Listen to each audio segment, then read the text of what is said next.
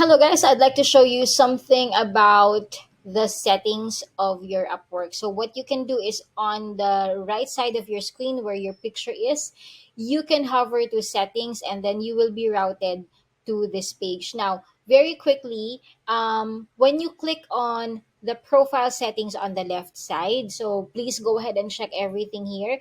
This is where you will be seeing your memberships, your connects, your contact information, your tax info, your billing.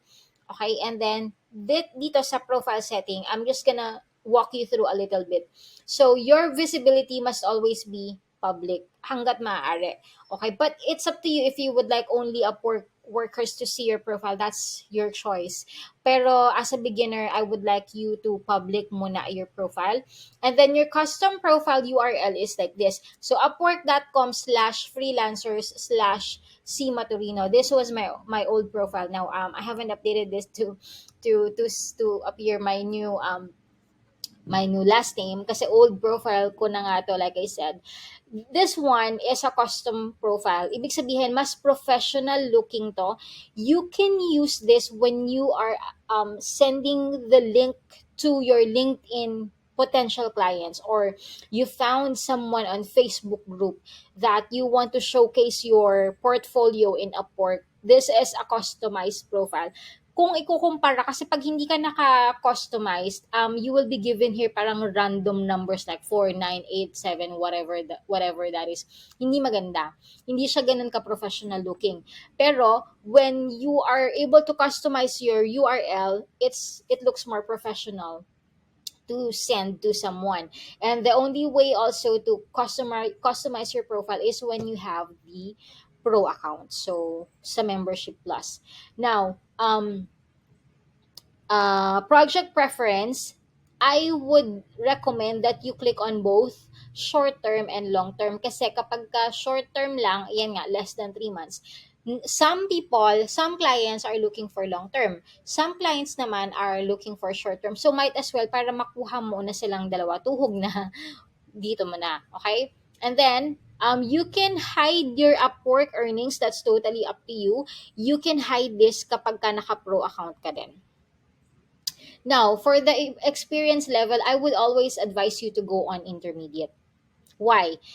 You are my student. Okay? You will definitely have a skill. Don't click on entry level now. Okay? You will learn something.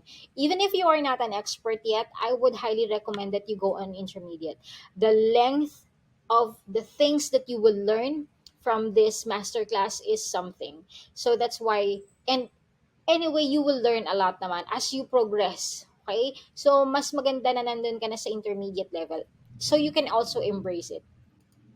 Next, categories. Ayan, so you can edit this. Every time that you will see this pencil, these are editable.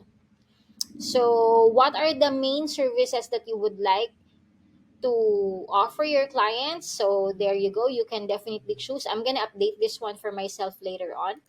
Ayan, tapos admin support, sales, and then ito yung sinasabi ko kanina na specialized profiles. So if you click this one, if you click the button here, you will be routed and you will be able to edit the profiles. So like I said, you have a general profile, and then there are two profiles wherein you can showcase. One, it's for your social media marketing, and then number one is for chat support.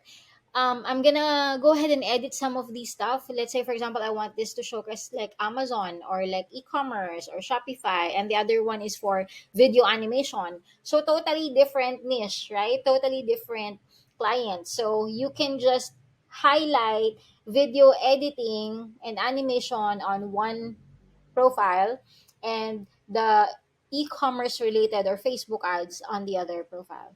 Okay, does it make sense? You do that too. Now, linked accounts, if you have Twitter, if you have these, optional, pero you can add these as well if you would like to, if you have an account on these linked accounts na pwedeng i-link sa si Upwork. Okay? So, yun lang. If you have further questions, let me know. See you on the next video.